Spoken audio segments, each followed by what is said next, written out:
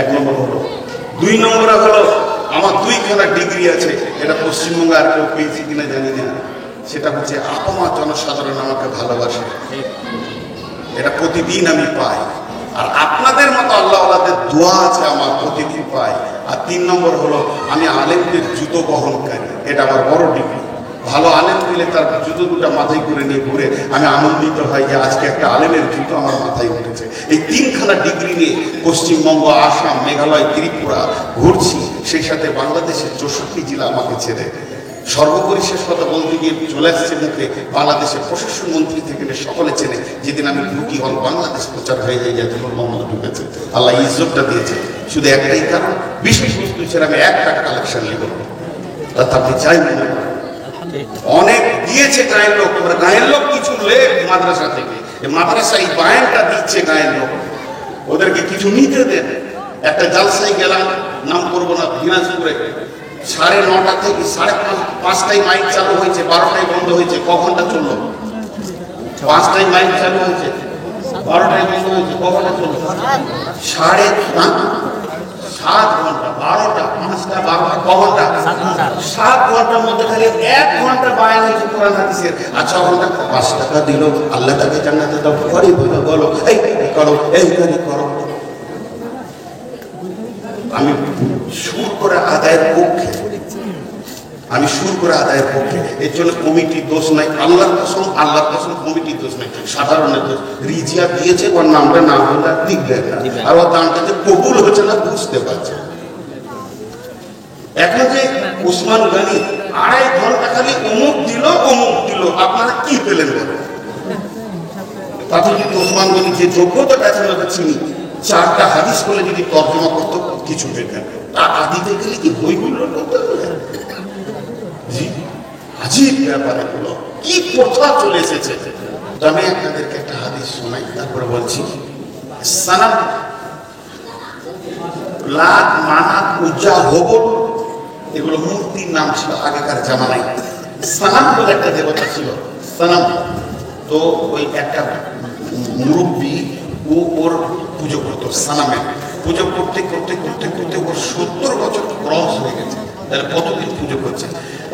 ওর জিকির ছিল, যেমন আমরা বলি সুবহানাল্লাহ, সুবহানাল্লাহ, সুবহানাল্লাহ, সুবহানাল্লাহ, সুবহানাল্লাহ, সুবহানাল্লাহ, সুবহানাল্লাহ, সুবহানাল্লাহ, আলহামদুলিল্লাহ, আলহামদুলিল্লাহ, আলহামদুলিল্লাহ, আলহামদুলিল্লাহ, আল্লাহু আকবার, আল্লাহু আকবার, আল্লাহু আকবার, আল্লাহু আকবার।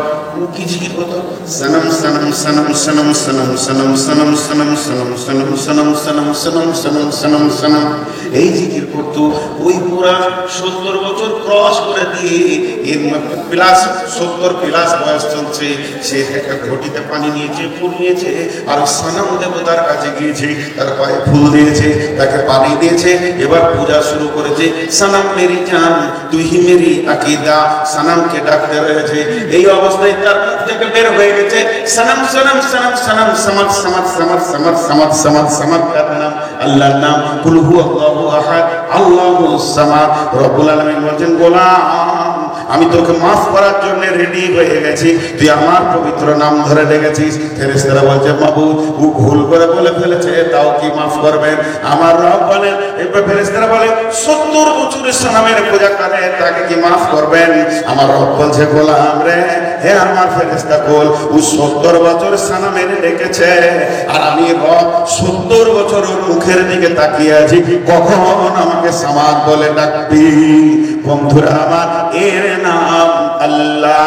আল্লাহকে দিল নিয়ে, হৃদয় নিয়ে যদি ডাকা যায়, আল্লাহ বলছেন লা তাখুযুহু সিনাতু ওয়া মালা নাওম, আমাকে তন্দ্রা দূরের কথা, আমাকে ঘুম পর্যন্ত স্পর্শ করে না। তুই সকালে ডাক, বিকালে ডাক, সন্ধ্যায় ডাক, দুপুরে ডাক, রাত্রিতে ডাক, রাত্রি 12টায় ডাক, রাত যত বেশি হবে আমার অফিস তত চলবে। আমি সারাদিন ফেরেশতার মাধ্যমে অফিস চালাই, আর যখন গভীর রাত হয়ে যায় তাহাজ্জুদের টাইমে আমি রব একাই ট্যাকেল করি। তার কারণ হচ্ছে গভীর রাত্রে আমার গোলাম আমার কাছে তওবা করে কাঁদবে, গাফলতির ময়দান থেকে উঠে বিছানা ছেড়ে কাঁদবে, আর আমি রব মাফ করব। এর জন্য আমি রাতকে বেছে নিয়েছি। আল্লাহ তাবারাক ওয়া তাআলা তার মেহবুব এবং হাবিব নবীর জন্য রাতকে বেছে নিয়েছিলেন।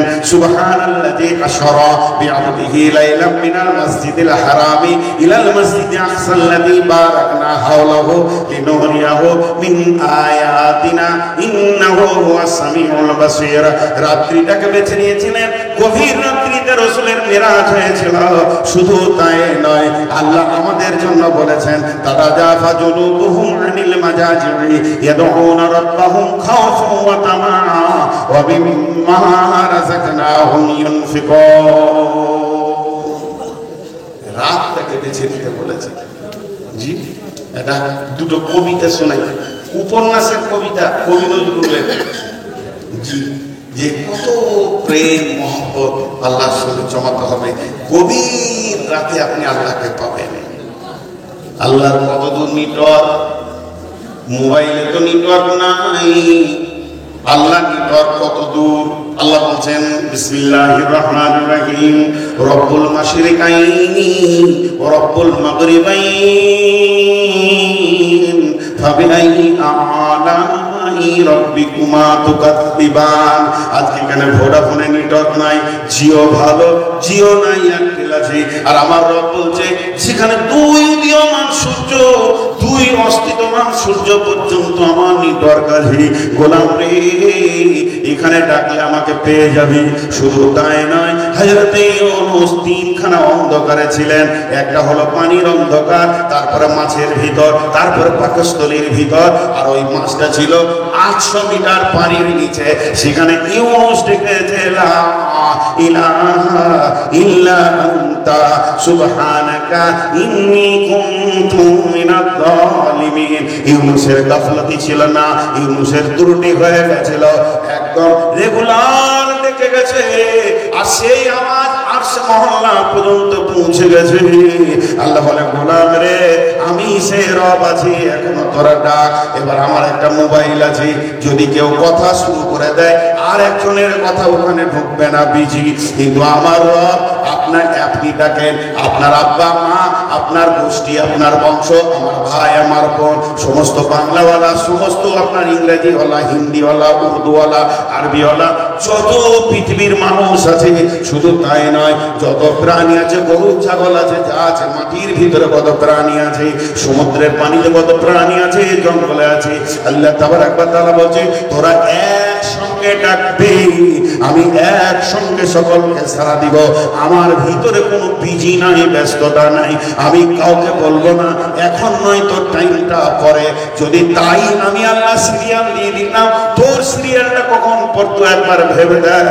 আবার নাম রহমানুর রহিম। তোর চিন্তা ভুল হয়েছে, তোর তওবা করতে ভুল হয়েছে, তোর গাফলতিতে জিন্দেগি কাটিয়ে ফেলেছিস, একবার তওবা করে আল্লাহর কাছে ফিরে আয়।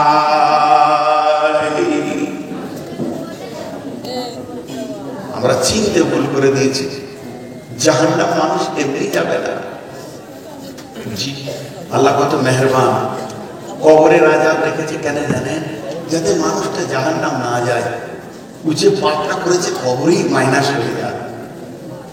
যার কবরে ক্লিয়ার হলো না, তো কিয়ামতের মাঠে লম্বা দাঁড়িয়ে থাক, বিচার পাল্লা 1 সেকেন্ডে করে নিতে পারবে। এতদিন কেন দাঁড় করাচ্ছে? যাতে করে মানুষটা জাহান্নাম না যায়। সেখানে কিছু মাফ হবে, তারপরে পুলসেরাতে ছাড়বে। কেন এত লম্বা পুলসেরাত করলেন আল্লাহ? যাতে জাহান্নাম না চলে যায়, যাতে জাহান্নাম না চলে যায়। একটা মহিলা রান্না করছে, এমনি করে লকড়িটা দিচ্ছে, আগুনটা চলে উঠছে, এদিকে আবার সবজি রেডি করছে, আবার একবার করে ওটাকে না করে চামচ দিয়ে লাগতে হচ্ছে, লেগে যাবে। কটা কাজ করছে? 4টা কাজ। একবার করে জাল দিচ্ছে 1 নম্বর, 2 নম্বর একবার ওই রান্নাটাকে লাগছে যাতে না লেগে যায়, 3 নম্বর দ্বিতীয় সবজি রেডি করছে, আর 4 নম্বর তার একটা দুধের বাচ্চা এরকম করে পাছাটা ঘাঁচতে ঘাঁচতে আগুনের দিকে চলে গেছে, এইভাবে টেনে সরাচ্ছে। তাহলে ওকে 4 টাকা, একবার বাচ্চাটা সরায়, একবার লকড়িটা ভরে, একবার চামচটা লাড়ে, এদিকে রসুন পেঁয়াজ রেডি করে। এই অবস্থায় বিশ্ব নবী পৌঁছে গেলেন। নবীজির দিকে তাকিয়ে মহিলাটা বলছেন, তখন পর্দার আয়াত নাযিল হয়নি। নবীজিকে বলছেন, রাসূলুল্লাহ, এটা হলো দুনিয়ার আগুন, এটা তো জাহান্নামের আগুন নয়, এর থেকে তো 70 গুণ বেশি তেজ হলো জাহান্নামের আগুন। ও দয়ার নবী গো, এটা আমার পেটের সন্তান, এটা তো আমি আমার বান্দা নয়, আমি ওর আল্লাহ নয়। তা আল্লাহর মায়া তো মায়ের থেকেও বেশি। আর আমি আমার বাচ্চাটাকে মা হয়ে কতটা ভালোবাসি যেন আমার ছেলেটা দুনিয়ার আগুনে পুড়ে না যায়। এর জন্য বারবার টেনে সরাচ্ছি। আমার রব কি তার গোলামকে কেমন করে জাহান্নামের আগুনে দেবে? ইয়া রাসূলুল্লাহ, রবের কি দিল কাঁপবে না? রব কি দিতে গিয়ে তার কষ্ট হবে না? বিশ্বনবী বললেন, ও মহিলা, আমার রব চাই না তার গোলাম জাহান্নাম চলে যাক। এর জন্য হাজারো রাস্তা বের করেছে। গভীর রাত্রিতে খালি একবার বল, রব্বানা ফাগফির লিনা, মা তো মাফ করতেই পারবে না। আমার মা বলেছে, বেটা মোহাম্মদ, বলে কি? বলে বেলডাঙ্গা চললি? বলে হ্যাঁ। আমার জন্য কলা দই আর চিড়ে নিয়ে আসবি। আমি কাজে কাজে দৌড়তে দৌড়তে ভুলে গেছি। মা যখনই আমি বাইক নিয়ে ঘর ঢুকছি, মা বলছে, বেটা এলি নাকি বাবা? আমি তো লম্বা করে জিভ বার করতে ভুল করে দিয়েছি। মা তো দই চিড়ের কথা বলেছিল। মায়ের কণ্ঠস্বর মনে ভরে দিয়েছি। অনেক রাত্রি হয়ে গেছে, মায়ের সামনে কান ধরে দাঁড়িয়ে গেলাম, মা আমাকে মাফ করে দেন, ক্ষমা করে দেন, আমি আপনার মানটা আনতে ভুলে গেছি, কাল সকালে ফার্স্ট এনে দিব। আমার মা এক চান্সে মাফ করতে পারবেন না, এতগুলো মিষ্টি দেবে, আজকে দই এনে দিলি না, রমজান মাসে তুই চিড়ে এনে দিসনি, আর একদিন ওষুধ এনে দিলি না, একদিন ডাকলাম পেছন করে চলে গেলি, তোকে আমি দুধ খাইয়েছি, তোর প্রসব যন্ত্রণা আমি যন্ত্রণা নিয়েছি, তোকে আমি পেটে 9 মাস বহন করেছি। শুধু তাই নয়, তোর পেচ্ছাপ পায়খানা তুই হাতে করে সাফ করেছি। তুই এত বড় ধৃষ্ট হয়ে গেছিস, আমার কথা শুনছিস না। এরপরে মা মাফ করবে, মা এতগুলো শোনাবে, তারপরে মাফ করবে। আমার রব কেমন, আমার আল্লাহ কেমন। 70 বছর ধরে মাতাল জুয়ারি হয়ে জীবন কাটাচ্ছি। আজকে রাত্রিতে যদি একবার বলি রব্বানা ফাগফির লানা, আল্লাহ বলবে মাফ। কেন করেছিস? আল্লাহর শব্দ আসবে না, আল্লাহ একবার বলবে না কেন করলি। আল্লাহ কথা দিয়েছেন তুই ক্ষমা চাইবি, আমি তোকে ক্ষমা করব, এর নাম আল্লাহ। কিন্তু হতভাগা এত অলসতাই জীবন কাটছে, একবারও ইবাদত করা তো দূরের কথা, ক্ষমা চানোর মতো সময়টা হাতে না। একটা হলো দেহ, আর একটা হলো ঈমান। মানুষকে আল্লাহ 3 ধরনের মেটেরিয়ালস দিয়ে, 3 ধরনের উপকরণ দিয়ে আল্লাহ মানুষকে বানিয়েছেন। 2টা বস্তু দেখা যায়, একটা দেখা যায় না। একটা স্বাভাবিক দেখা যায়, একটা চেষ্টা করলে দেখা যায়, আর একটা হাজার কেন লাখো চেষ্টা করলে দেখা যাবে না। যেটা স্বাভাবিক দেখা যায়, মাথা, চোখ, কান, নাক, হাত, পা ইত্যাদি ইত্যাদি ইত্যাদি ইত্যাদি ইত্যাদি, এগুলো দেখা যায়। দেখা যায় না, চেষ্টা করলে দেখা যাবে। হার্ট, লিভার, কিডনি, হার্ট, কলিজা, ভাষা, আঁতুড়ি যা আছে, চেষ্টা করলে দেখা যাবে, এক্সরে মেশিন দিয়ে দেখা যাবে, আর না হয় মানুষটাকে কাটলে সেগুলো দেখা যাবে। আর কিছু জিনিস আছে মানুষের ভিতরে আছে কিন্তু দেখা যায় না।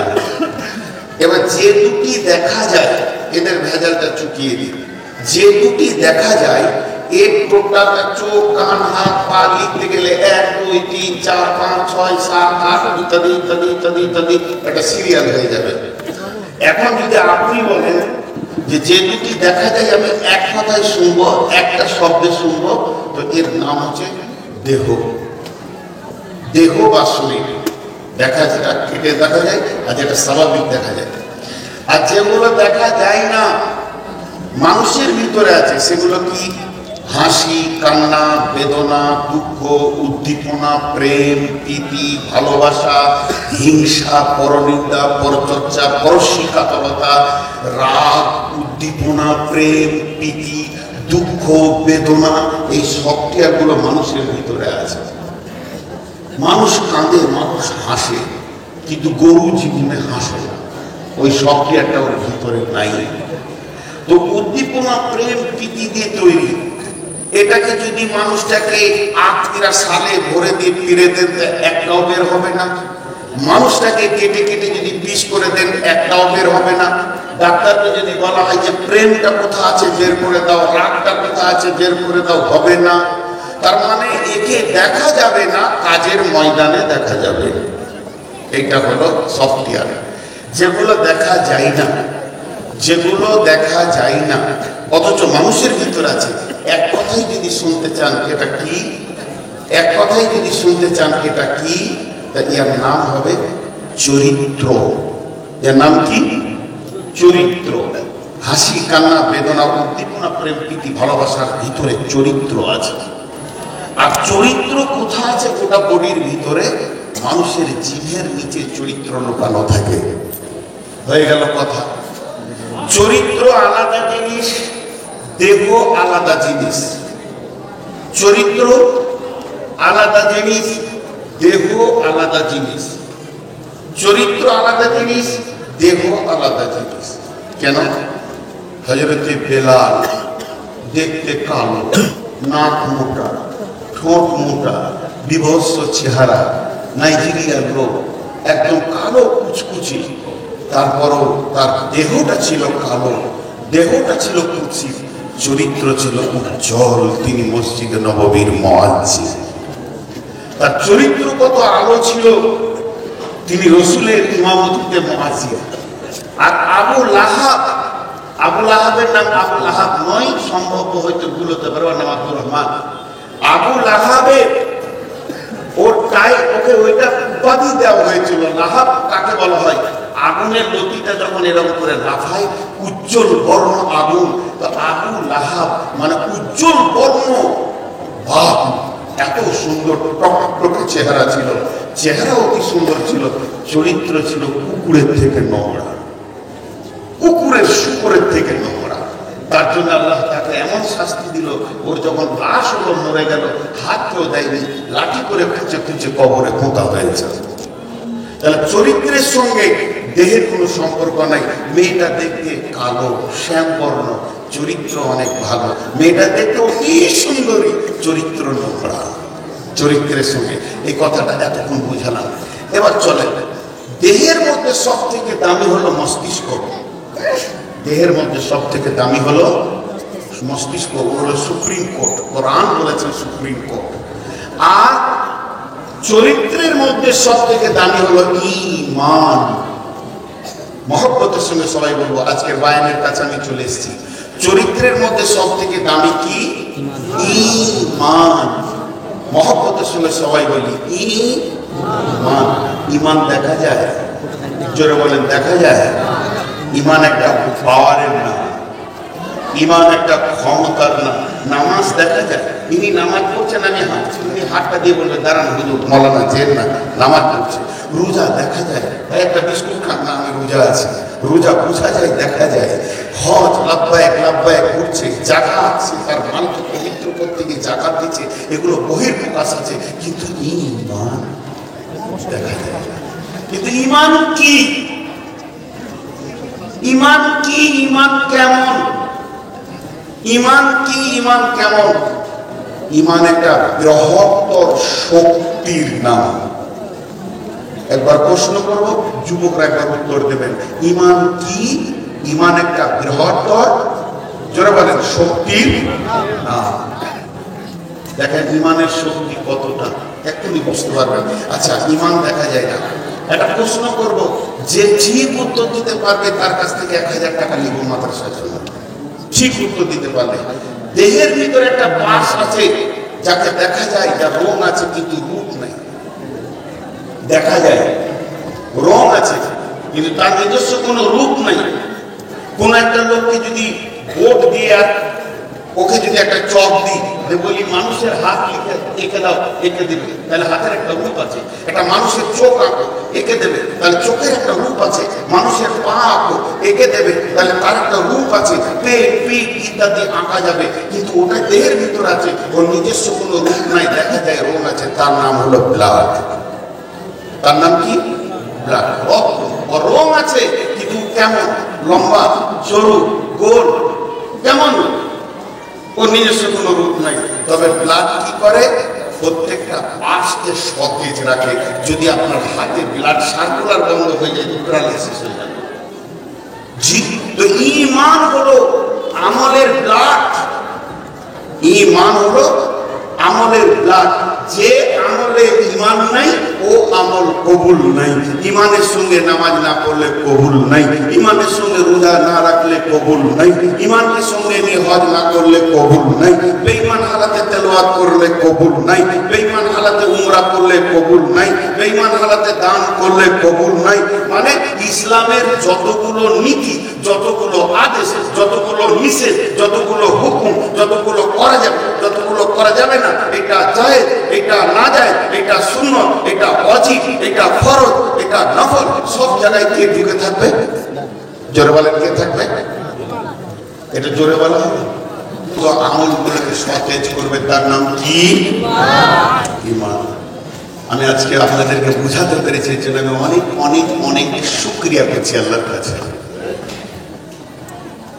ঈমানের একটা ক্ষমতা বলি, আমি এখন মাইকে বলছি সুসংবাদ, সুসংবাদ, সুসংবাদ।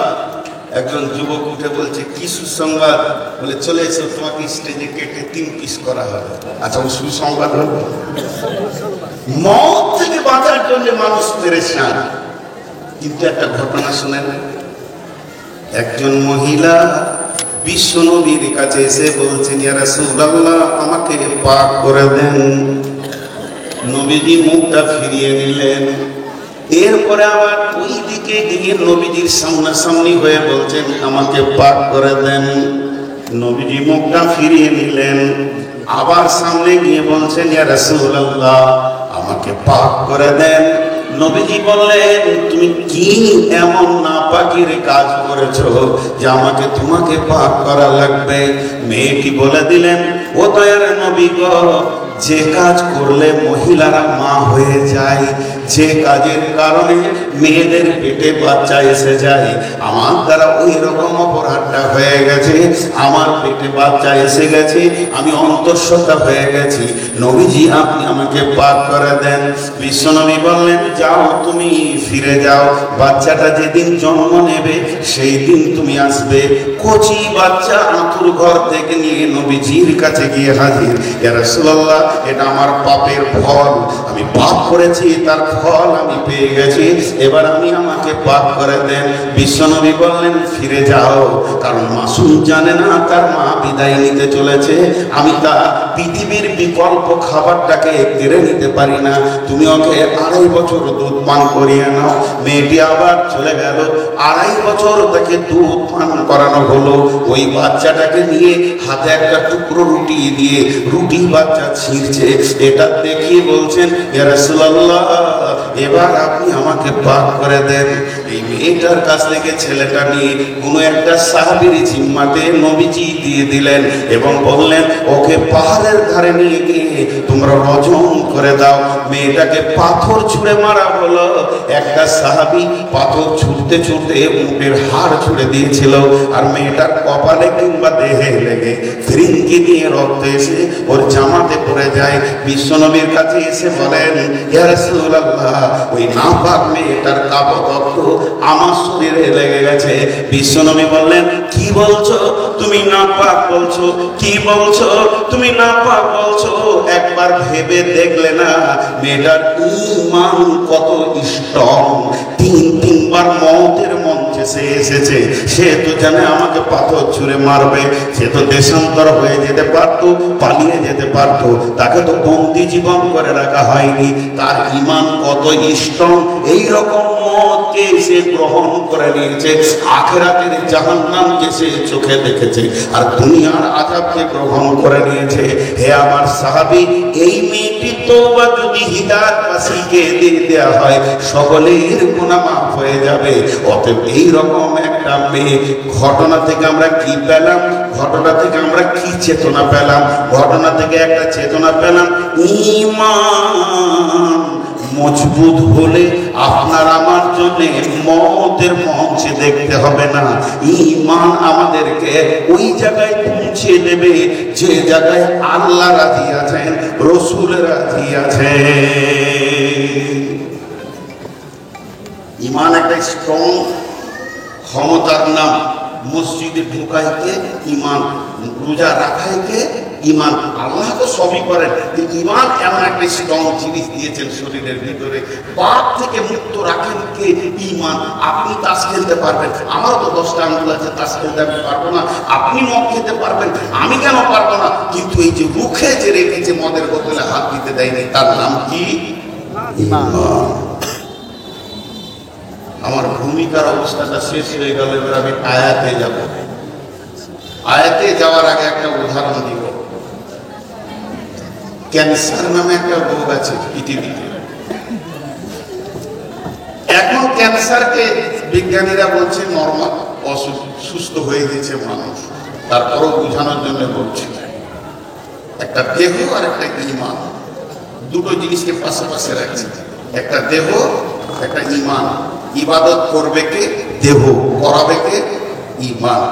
দুটোকে পাশাপাশি রেখে বলছে, কোন একটা ব্যক্তির মেদেটা বাড়ি, তার ক্যান্সারের ভাইরাস হয়ে গোটা শরীর পচে ক্যান্সারের জীবাণুতে একদম গোটা দেহ তিল তিল হয়ে পোকায় ভর্তি হয়। ডাক্তার এরকম রিপোর্টটা হাতে ধরে বলছে, হার্ডলি 2 মাস, 1.5 মাস, না হলে হার্ডলি 2 মাস দুনিয়া ছাড়বে। এর আর পৃথিবীতে কোনো মেডিসিন বিকল্প কিছু নাই যে কেউ বাঁচাতে পারবে। ডাক্তার বলে দিল। তার আত্মীয় স্বজন সবাই জেনে ফেলেছে, শ্বশুর কুল, বাপের কুল, মায়ের কুল, মামার বংশ সবাই জানে যে আব্দুল সালামের ক্যান্সার হয়ে গেছে, আর বাঁচবে না। ফোনে রিং যদি দিতেছে, মেয়েদের দাঁত থেকে চুমকে উঠছে, কি জানি খবরের নাকি যে ইস্পার হয়ে গেছে। এবার 3 বার বলবো, একটা জিনিসকে ধ্যান দিয়ে শুনবেন। দেহে যদি ক্যান্সার হয়, তার একটা রাস্তা, রাস্তার নাম মত, ঠিকানার নাম কবর। দেহে যদি ক্যান্সার হয়, বিকল্প কোনো দুটো রাস্তা নাই, একটাই রাস্তা, রাস্তার নাম মত, ঠিকানার নাম কবর। আর একবার বলছি বোঝানোর জন্যে, দেহে যদি ক্যান্সার হয়, তার রাস্তার নাম মত আর ঠিকানার নাম কবর। ঝামেলা শেষ। ইমানে যদি গাফলতি আসে, ইমানের ক্যান্সারের নাম গাফলতি। ইমানে ক্যান্সার হবে না। ঈমান এমন একটা বডি, এমন একটা শক্তি যে আপনাকে আমাকে রোজা রাখাবে, গুনাহ ছাড়াবে, নেকি করাবে। এই রকম বডিতে যদি অলসতা এসে যায়, আমার আল্লাহ বলছেন ওর ঠিকানা জাহান্নাম। আর একবার বলছি, দেহে ক্যান্সার হলে ঠিকানা কবর, ঈমানে অলসতা এলে ওর ঠিকানা জাহান্নাম। ঈমানে অলসতা এলে ওর ঠিকানা জাহান্নাম। ওই দিকে যদি তাকাবেন তাহলে আমার কথা কি লাভ? ওই তোমার একটা মেরেই দেবে। কোনো মেয়ে কটা টাকা দেবে, ও যাবে, তো ওই দিকে টাকাটা আনতেই হবে, তো দরকার আছে মাদ্রাসা দেখেছিল, ওইদিকে ধ্যানটা যাচ্ছে কি করে আপনাদের কাছে ফিলোজফি বলছি। এরপরে আমি আয়াতটা শোনাবো আপনাদেরকে। আর এই মুঝে যদি ওইদিকে ধ্যান চলে যায় তাহলে তো বিপদ হতে হয়। সবাই একবার বলেন আস্তাগফিরুল্লাহ, জোরে বলেন আস্তাগফিরুল্লাহ, নারে তাকবীর। আবার বলছি, দেহে যদি ক্যান্সার হয় তার ঠিকানা কবর। ঈমানে যদি অলসতা আসে ওর ঠিকানা জাহান্নাম। ঈমান এমন একটা শক্তি, একে ক্যান্সার কাবু করতে পারে না, করোনা কাবু করতে পারে না, জ্বর সর্দি কাবু করতে পারে না, কিন্তু অলসতা নামে যে বস্তুটা পৃথিবীতে এসেছে, কার ভিতরে যদি ঈমানে অলসতা চলে আসে, ওর ঠিকানা জাহান্নাম। এবার আয়াত পড়ছি, বিসমিল্লাহির রহমানির রহিম। ওয়ালাকাদ জারানা লিজাহান্নামা কাসীরাম মিনাল জিন্নি ওয়াল ইনসি লাহুম কুলুবুন লা ইয়াফকাহুনা বিহা ওয়া লাহুম আয়ুনুন লা ইউবসিরুনা বিহা ওয়া লাহুম আযানুন লা ইয়াসমাউনা বিহা كالأنعام بل هم أضل أولئك هم الغافلون। আল্লাহ তাবারাক ওয়া তাআলা বলছেন, এই আয়াতের তরজমাটা শুনেন, হাতগুলো ধরে বলছি, খুব মনোযোগ দেন, খুব মনোযোগ দেন। আল্লাহ তাবারাক ওয়া তাআলা বলছেন, কঠিন কিয়ামতের দিনে যখন জিন ইনসানকে এক জায়গায় জমা করব, সেই দিন আমি দল দল দল দল মানে একদম বোঝা বোঝা মানুষকে এবং জিনকে জাহান্নামের ভিতরে ঢোকাবো, জাহান্নামের ইন্ধন বানাবো, জাহান্নামের জ্বালানি বানাবো, জাহান্নামকে প্রজ্বলিত করব। কাকে দিয়ে? জিনকে দিয়ে এবং ইনসানকে দিয়ে। আল্লাহ তাবারাক ওয়া তাআলা বলছেন, কারণ কি? কারণ কি? কারণটা শুনে নাও। তাদের দিল দিয়েছিলাম, দিল নষ্ট হয়েছে, চোখ দিয়েছিলাম, নষ্ট করেছে, কান দিয়েছিলাম, নষ্ট করেছে, মনুষ্যত্বের জীবন দিয়েছিলাম, সেটাকে ক্রস করে পশুত্বের জীবন গ্রহণ করেছে। শুধু পশুত্বকে স্টপ নেয়নি, সেটাকেও ক্রস করে নিচে চলে গিয়ে পশুর থেকেও খারাপ জীবন যাপন করেছে। এখন আমরা যদি আল্লাহকে বলি, কেন কেন কেন কেন কেন কেন কেন মানুষটা এত নিচে নামলো কেন, তার চোখ কান দিল নষ্ট হলো কেন, মনুষ্যত্ব নষ্ট হলো কেন, সে পশু হয়ে গেল কেন, তার থেকে নিচে গেল কেন, কেন কেন কেন কেন? আল্লাহ একটাই উত্তর দিচ্ছেন, উলাইকা হুমুল গাফিলুন। এরা ছিল অলস অলস অলস অলস, গাফিল গাফিল গাফিল। আল্লাহ তাবারাক ওয়া তাআলা বলছেন, গাফলতি এত ভয়ানক অসুখ, গাফলতি এত ভয়ানক রোগ, মানুষকে জাহান্নাম নিয়ে চলে যায়। ক্যান্সার অত ভয়ানক নয়, ক্যান্সার আপনাকে কবরে নিয়ে যাবে, তার থেকে বেশি নিয়ে যেতে পারবে না। আর অলসতা আপনাকে জাহান্নামে নিয়ে যাবে। অতএব বন্ধুরে, অলসতা হচ্ছে ক্যান্সারের থেকেও খারাপ। খুব মনোযোগ দেন। মাদ্রাসার কালেকশন ঠিক দেখার কি দরকার আছে? আপনাকেও তো দিতে হবে। আমি যেখানে কথাগুলো বলছি, এগুলো কলেজ থেকে পড়ে এসে বলি কি মাদ্রাসা থেকে পড়ে এসে বলছি। তো এই অলসতার সম্পর্কে দুটি কথা খালি বলবো। একটা নোংরা কথা বলছি, নোংরা বাজে কথা, যে কথাটাতে জুতো মেরে দিল অসুবিধা নেই।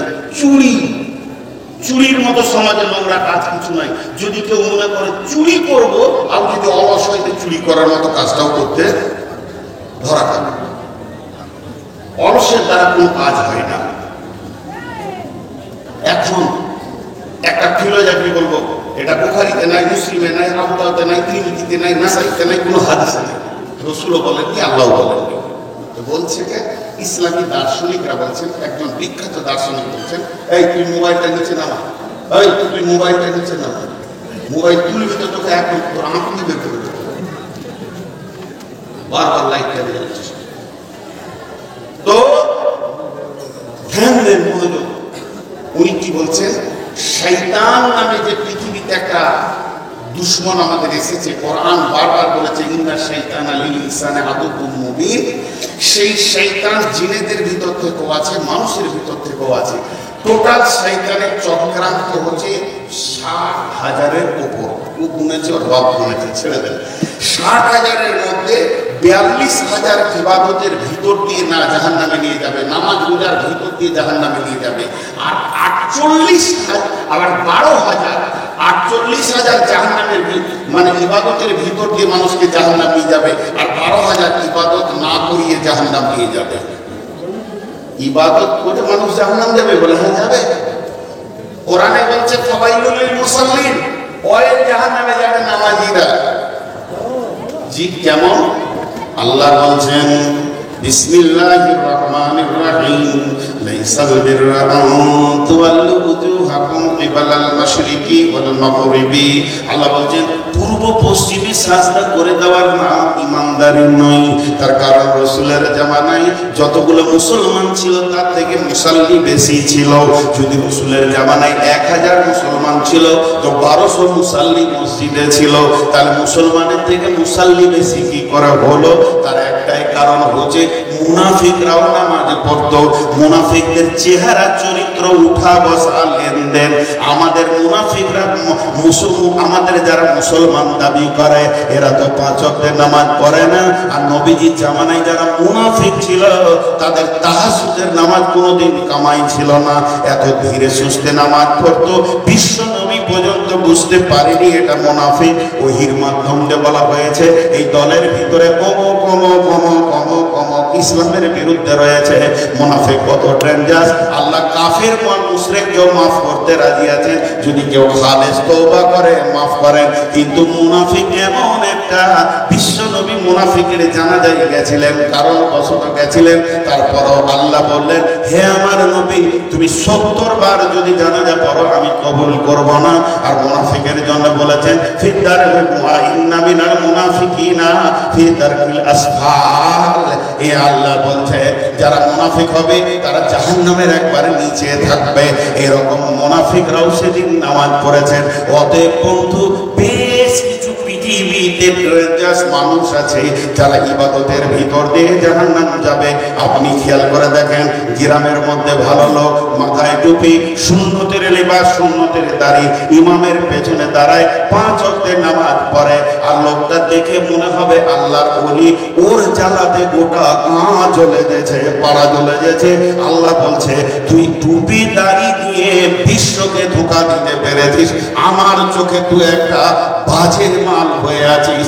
অতএব শুনে নে, মুনাফিকি হালাতে তোর মওত যদি হয় তোর জানাজা তো কবুল হবে না, তোকে জাহান্নামের নিচে চলে যেতে হবে। অতএব শয়তানের যতগুলো চক্রান্ত আছে, 60,000 70,000 হোক আর 1 লাখ হোক, মানুষকে ইবাদতের ভিতর দিয়ে জাহান্নামে নিয়ে যাবে, আবার ইবাদত না করিয়ে নিয়ে যাবে।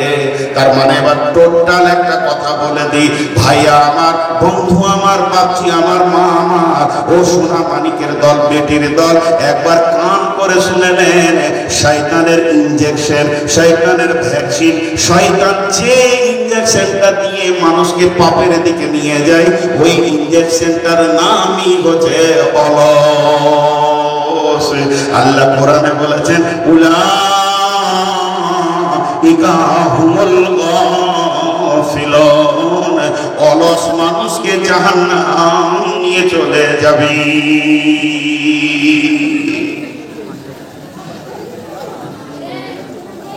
মা বোনেরা কথা বলিয়েন না ভাই, আপনাদের বিরক্ত লাগছে? হাদিসটা পড়বো দেখবেন তখন কি কি কথা আছে এর ভিতরে। এখন একটা মজার কথা আপনাদেরকে শোনাই। অলসতা কি ডেঞ্জারাস জিনিস। কোরআন বলছে তাদেরকে জাহান্নামে নিয়ে গেছে অলসতা। অলস মানুষকে সফলতা দেয় না, বিধায় অলসতা থেকে আমাদেরকে দূরে হতে হবে। অলসতা আস্তে আস্তে নিয়ে চলে যাচ্ছে খারাপের দিকে। একটা উদাহরণ দিই, একটা রোগী ডাক্তারখানা গেল, আপনারা আমার সঙ্গে মনোযোগ দেন। একটা রোগী ডাক্তারখানা গেল, ডাক্তার জিজ্ঞেস করলো কি হয়েছে? ছোট কথা, কি হয়েছে? রুগী কি বলছে আমার দিকে গুনবেন আপনারা, আমি জিজ্ঞেস করবো কটা বললো। রুগী বলছে ঘুম হয় না, ঘন ঘন পেচ্ছাপ, খেতে ভালো লাগে না, এনার্জি লস, মাথা চক্কর দিচ্ছে। কয়টা বললো? 5টা। আরেকবার বলি, ঘুম হয় না, ঘন ঘন পেচ্ছাপ, মাথা চক্কর দিচ্ছে, এনার্জি লস, খেতে ভালো লাগছে না। কয়টা বললো? 5টা। ডাক্তার একটা বলছে সুগার। ডাক্তার কয়টা বললো? রুগী বুঝে নিল এই যে কি মাস্তান আমার ভিতরে ঢুকেছে, ও একাই 5খানা কাজ করছে। বুঝে এলো? যেটা বলেন বুঝে এলো? যে বডিতে সুগার ঢুকে যাবে 5খানা টাওয়ার ধরবে ও। কারণ আমি সুগারের আজকে 12-14 বছরের রোগী। সুগার যেন ভিতরে মাস্তানের মতো ফুটবল খেলবে, ভলি খেলবে, ক্রিকেট খেলবে। সুগার যেন কবাডি খেলবে, হাডুডু খেলবে। দেহটাকে নিয়ে ওকে 5খানা কাজ করবে। আল্লাহ তাবারক ওয়া তাআলা বলছেন এটা তো দেহের ভিতরে করবে রে বন্ধু, কিন্তু যে ইমানের ভিতরে অলসতা ঢুকে যাবে, যে ইমানের ভিতরে অলসতা ঢুকে যাবে, চোখকে বন্ধ করবে, কানকে বন্ধ করবে, দিলকে নোংরা করবে, ওকে মানুষ থেকে বের করে পশুর জগতে নিয়ে চলে যাবে, পশুর থেকেও খারাপ জায়গাতে পৌঁছে দেবে। শেষকালে লোকটা জাহান্নাম যাবে। অলসে যখন সুগারে যখন কিডনি নষ্ট হবে 5টা খেলতে খেলতে, শেষকালে কবরে নিয়ে যাবে। আর এই লোকটাকে শেষকালে অলস জাহান্নামে নিয়ে যাবে। এবার চলে না একটা পড়ি আর একবার, বিসমিল্লাহির রহমানির রহিম। ওয়ালাকাদ জারা'না লিজাহান্নামা কাসীরাম মিনাল জিন্নি ওয়াল ইনসি লাহুম কুলুবুন লা ইয়াফকাহুনা বিহা ওয়া লাহুম আ'য়ুনুন লা ইবসিরুনা বিহা ওয়া লাহুম আযানুন লা ইয়াসমাউনা বিহা উলাইকা কাল আনআম বাল হুম আদাল উলাইকা হুমুল গাফিলুন। আল্লাহ বলতে শুনে লাও, এই দল দল জিন আর ইনসানকে আমি জাহান্নামের লোকড়ি বানাবো, তাদেরকে দল দল দল দল আগুনের ভিতরে ভরবো, জাহান্নামের ইন্ধন বানাবো, জ্বালানি বানাবো, জাহান্নামকে দাও দাও করে তাদেরকে দিয়ে জ্বালাবো। কেন? তাদের দিল দিয়েছিলাম, দিল নষ্ট হয়েছে। তাদের কান দিয়েছিলাম, শ্রবণ শক্তির ক্ষমতা দিয়েছিলাম, তারা হককে শুনেনি, বেহক শুনতে পেয়েছে। তাদের 2টি চোখ দিয়েছিলাম, তারা রাস্তা দেখতে পায়নি, বেরাস্তা দেখেছে। শুধু নয় নয়, তারা এই পশুদের জীবনে চলে গেছে। পৃথিবী সেরা বানিয়েছিলাম, জিনের থেকেও দামি, গরু ছাগল হাঁস মুরগির থেকে দামি, ইভেন ফেরেশতা থেকেও দামি মানুষ, এত দামি বানালাম। কিন্তু তারা সেই দামি না থেকে পশুর জগতে চলে এসেছে। শুধু পশু হয়েও সে ক্ষান্ত হয়নি, বালহুম আজাল, তার থেকেও নিচে চলে গেছে। কেন কেন কেন? উলাইকা হুমুল গাফিলুন। অলসতা সোপান করেছে। এখন একটু ঝগড়া করি আপনাদের সঙ্গে। কি হলো? খুব ঘুম পেয়েছে। অলসতার ট্যাবলেটটা দিব। এখন একটু ঝগড়া করি, ধ্যান করে শুনবেন। আমি একা আর আপনারা সবাই। ঝগড়াটা কি করব খুঁজে বার করি। আমি আপনাদেরকে বলছি আপনারা করুন। এবার কত রাগ হয়েছে বলেন, কত বড় সাহসী বর্তমান থেকে এত লোক গরু করবে। তখন আপনার ওখান থেকে বলছে মারা তো যাবে না, মেহমান মানুষ। দোকান থেকে একদিন ফট করে বলছি তাহলে তুই কুত্তা। কেমন ঝগড়া শুরু হলো। এখন আমাকে কুত্তা বলে যে আমরা রাগ থাকছেন, তাহলে তোরা গাধা। এখন তো হালাল প্রাণী বলছিলাম, এবার হারাম করে দিলাম। তখন ওই দিন থেকে একজন ফাঁকে থেকে মাথা নাম বলে তুই শুয়ো। ঝগড়াটা ভালোই চলছে। এখন আমি বলতে চাইছি কেউ কারো উপরে কমন করবো না। ই শুয়ো, ও গাধা, ও বিড়াল, ও ছুঁচা, ও ইঁদুর। আমি আপনাকে বলবো না, আপনি আমাকেও বলিয়েন না। ঝগড়া মিটে গেল। একটা কষ্টি পাথর দিব আপনাদের হাতে। ওই পাথরটা এরকম চামড়াতে মারবেন, খাস খাস খাস খাস খাস খাস করে মারবেন। যখন স্বর্ণকার ওটা কোনো মেটেরিয়ালসে মারে, স্বর্ণকারকে পাথর বলে দেয় এটা সোনা, এটা রাম, এটা তামা, এটা কাঁসা, এটা পিতল। এটা ভুলবশত নিয়ে চলে এসছে, রূপ মনে করে, আসলে এটা ইমিটেশনের মাল। তাহলে ওই পাথরটা আপনাদের হাতে আমি দিই। এখন সবাই পাথরটা নিব। কে কে নিব না হাত তুলে? চালাক মাল আছে মেয়েদের দেবো। নদীর ধারে বাস করলে কি হবে? আমিও বিয়ে করেছি নদীর ধারে, এরকম বাঁধের ধারে আমার শ্বশুর বাড়ি। দুতলায় বসে থাকলে বাঁধের লোক আমার সঙ্গে কথা বলে। নদীর ধারে মানুষ খুব ভালো হয়, আর এটা ফসল খুব টাটকা খেতে পায়। মানে আমার শ্বশুর বাড়ি হচ্ছে বোলপুরের কাছে, অজয় নদীর ধারে বাড়ি আমার, ভাঙন ধরা অজয় নদীর ধারে।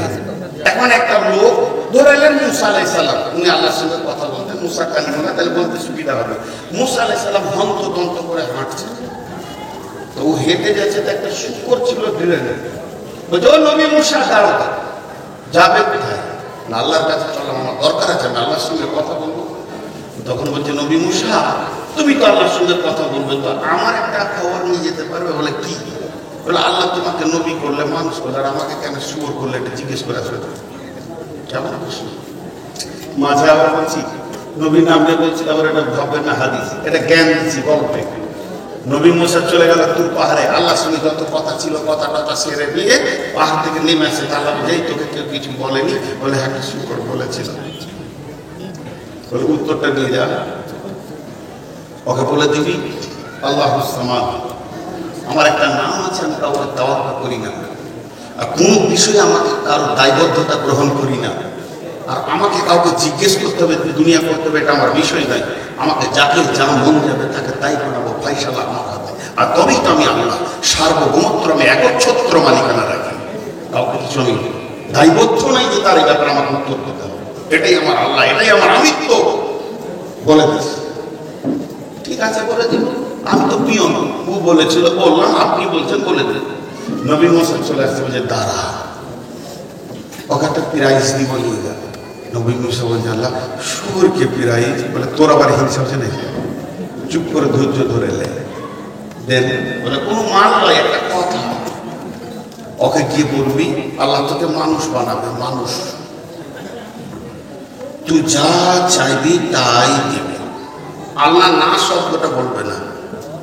আল্লাহ ওয়াদা দিয়েছে মানুষ বানানোর পর না শব্দটা বলবে না। তুই যা চাবি হ্যাঁ, চালটা নিবি হ্যাঁ, না বলবে না। খালি একটা শর্ত তোকে মেনে নিতে হবে, তোকে ইমান দেবে না, তোর ইমানে অলসতার ঘুম ধরিয়ে দেবে, ইমানটা দেবে না, বাকি সব দেবে।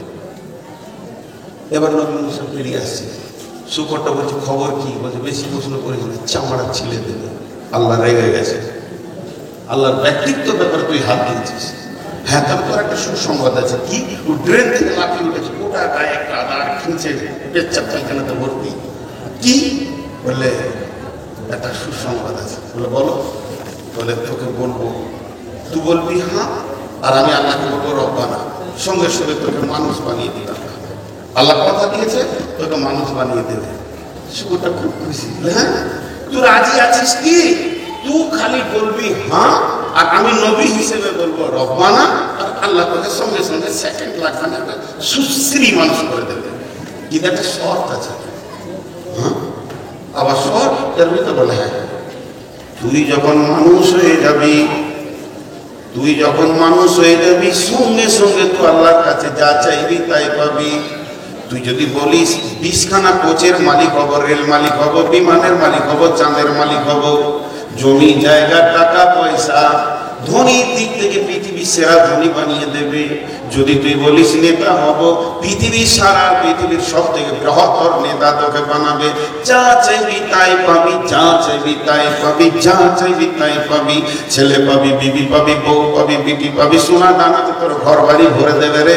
আল্লাহ ওয়াদা করেছেন, আল্লাহ ওয়াদা মিথ্যা নয়।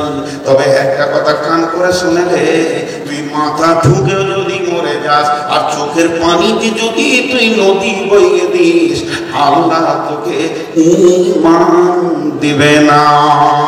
তোকে মানুষ বানাবে, কিন্তু বেঈমান মানুষ বানাবে।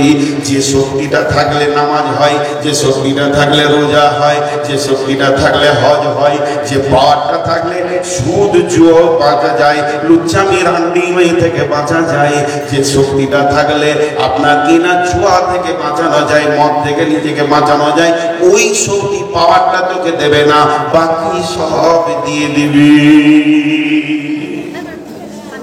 এবার শুকরটা কি বলছে কান করে শুনে।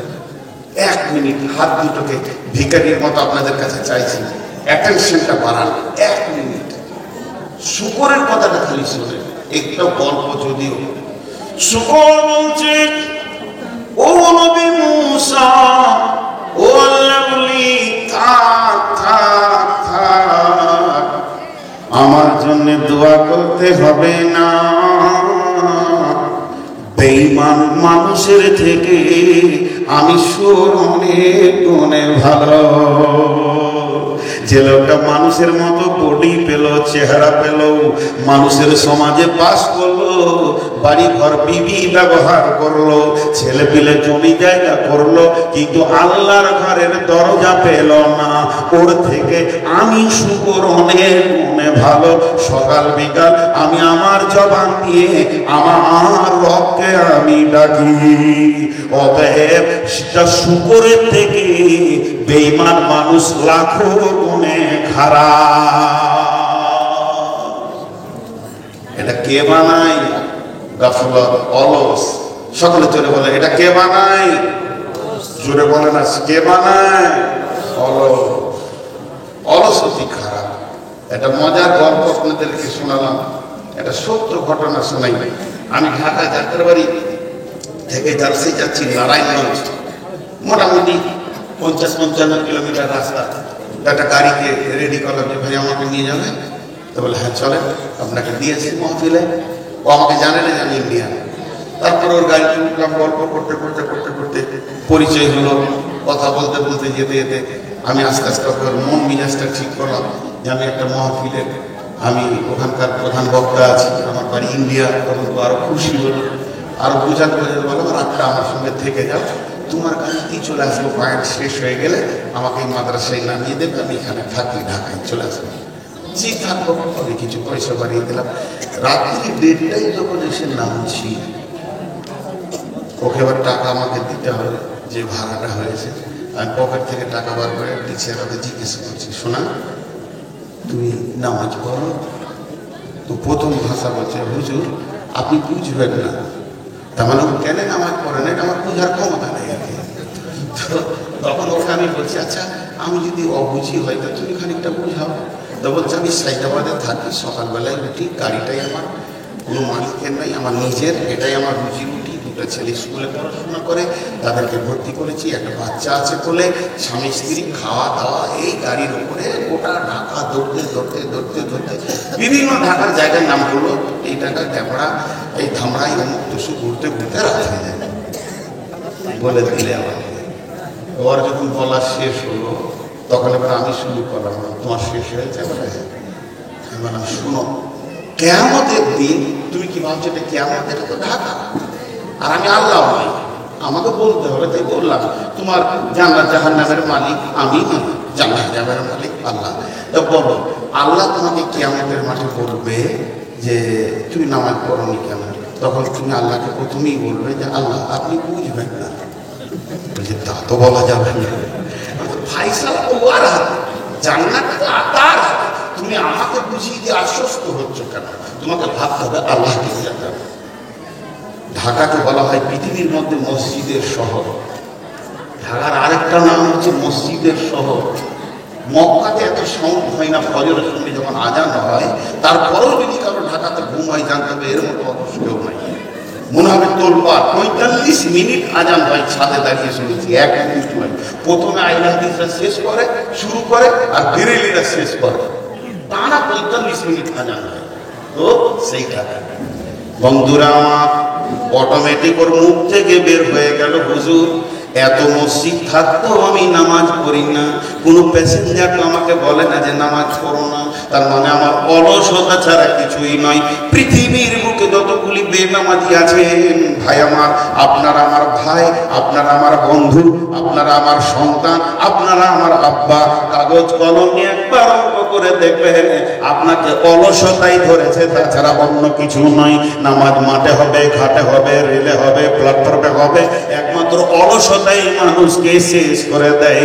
গাফলাতে সে তোমরে বিদাই ফির भी हुई बदनाम रे, जागो मुसलमान जागो जरा, तौबा कर लो दिल में भर लो अल्लाह का फरमान रे, जागो मुसलमान জাগো যারা আঁকি কোলরে নিদি দূর রে ভাই तुमको कहे पुकार रे जागो मुसलमान जागो जरा गफलत से तुम बिताई फिर भी हुई बदनाम रे जागो मुसलमान जागो जरा फजर की नामत इतनी फजीलत आँखियाँ खुल के देखो रे जागो मुसलमान जागो जरा श्रीगाल डाके हो अरे हो कोकिल डाके कोहो रे कोहो अपने भाषाয় সবাই ডাকে মুসলিম রে তুই ডাকলি না বিপদ ঘরে ঘুমিয়ে রইলি ঘুমকি রেহে তোর ভাঙবে না মিছে স্বপ্নের মায়ায় পড়ে নামাজ রোজা দিলি ছেড়ে মিছে স্বপ্নের মায়ায় পড়ে নামাজ রোজা দিলি ছেড়ে ত্যাগ করে দে মিছে স্বপ্ন একবার জেগে দেখো না প্রভুর ডাকে সবাই জাগে প্রভুর ডাকে সবাই জাগে মুসলিম রে তুই জাগলি না বিভোর ঘরে ঘুমিয়ে রইলে ঘুমকি রেহে তোর ভাঙবে না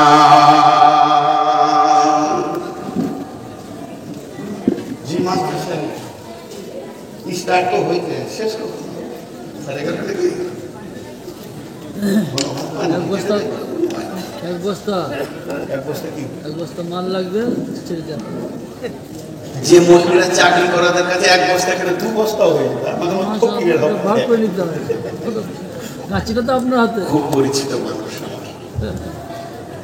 মহব্বতের মানুষ জি ভাই একটা জিনিস খেয়াল করেন এবার মানুষ পশু থেকে নিচে তার কটা কারণ তাকে মিলিয়ে নেয় 4টা কারণ কটা কারণ 4টে জোরে বলেন 4টে এটা জোরে বলেন ঝগড়া লাগলে এরকম বলবেন তখন আর চুপ করানো যাবে না বসে বসে বসে বলা যাবে তার কয়টা কারণ 4টে नंबर 1 يسبحوا لله ما في السماوات وما في الأرض الملك القدوس العزيز الحكيم আসমানে এবং জমিনে তথা মধ্যখানে যত জীব আর জড় রয়েছে সকলে এক আল্লাহকে ডাকে সকলে কাকে ডাকে এক আল্লাহকে ডাকে শুধু আল্লাহ বলবেন না এক আল্লাহ সকলে কাকে ডাকে এক আল্লাহকে ডাকে এক আল্লাহকে ডাকে কিন্তু বন্ধুরে গাছের পূজা মূর্তি পূজা পাথরের পূজা দেবদেবীর পূজা মাজার পূজা দরগা পূজা পীর পূজা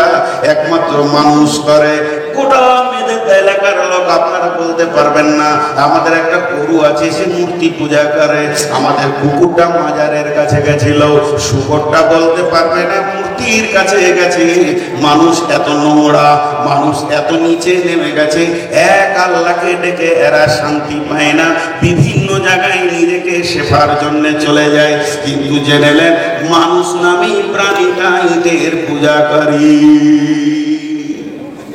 আপনারা মুখ খুলেন না কে কুকুর পাথর দেখলে কি করে যা কুকুর পাথর দেখলে কি করে এসব করে আর মানুষ পাথরের কি করে পূজা করে পূজা করে দাম তার বেশি কুকুর যার মুখে মুখে সেই আবার মানুষের দেবতা শিবলিঙ্গ কোথায় যে লিঙ্গ খুঁজে পেয়েছে পুজো করার বন্ধুরা আমার 2 নম্বর হলো কোরআনের আইন যা আছে এটা আল্লাহর সংবিধান আল্লাহর আইন এই আইনকে দিয়ে সারা পৃথিবীর সমস্ত প্রাণী চলে কিন্তু মানুষ এমন একটা প্রাণী আল্লাহর দেওয়া আইনে চলে না ই বলে আমি গান্ধীবাদ ই বলে আমি মার্ক্সবাদ ই বলে আমি অমুকবাদ ই বলে গীতাঞ্জলি নিয়ে চলবো দাস ক্যাপিটালকে নিয়ে চলবো তৌহিদবাদের বেরোনে কাউকে পাওয়া যায় না পৃথিবীর সমস্ত প্রাণী আল্লাহর দেওয়া আইনের ওপরে চলে কোন রাজনীতিতে এরা মাথা ভরে না আপনাদের নেতাদের কোন পার্টি তৃণমূল না কংগ্রেস না সিপিএম না বিজেপি কোন পার্টি নয় ছাগল বলা কোন পার্টি করে যখন তৃণমূলের মিছিল যায় কুকুর বলে দেখার মনে মনে করে তোরা তো আমাদের থেকে খারাপ আমরাও তো রুজি পেয়েছি আল্লাহর জমিনে, একমাত্র আল্লাহর আইন ছাড়া কারো চলেই না। নাম্বার 3, সারা পৃথিবীর যত প্রাণী আছে সকলে রুজি আল্লাহ বরাদ্দ করেছে, কে কি খাবে সব আমরা আপনার ব্যাংকে বলেছে পোকামাকড় ধরে খা, আবার সাপকে বলেছে তুই ব্যাংক খা, ময়ূরকে বলেছে তুই সাপ খা, হরিণকে বলেছে তুই ঘাস খাবি, আবার বাঘকে বলেছে তুই হরিণ খাবি। এদের রুজি বরাদ্দ করা আছে, যার যা রুজি বরাদ্দ করা আছে সে তার উপরে সন্তুষ্ট আছে, কোনোদিন অসন্তুষ্ট হয় না। যদি একটা কুত্তাকে খুঁটিতে বেঁধে দেন আর ওকে যদি হাড় আর মাংস দেন তো খেয়ে নেবে, একটা খাসিকে খুঁটিতে বেঁধে দেন, ওকে পাতা দেন আর ঘাস দেন, খেয়ে নেবে।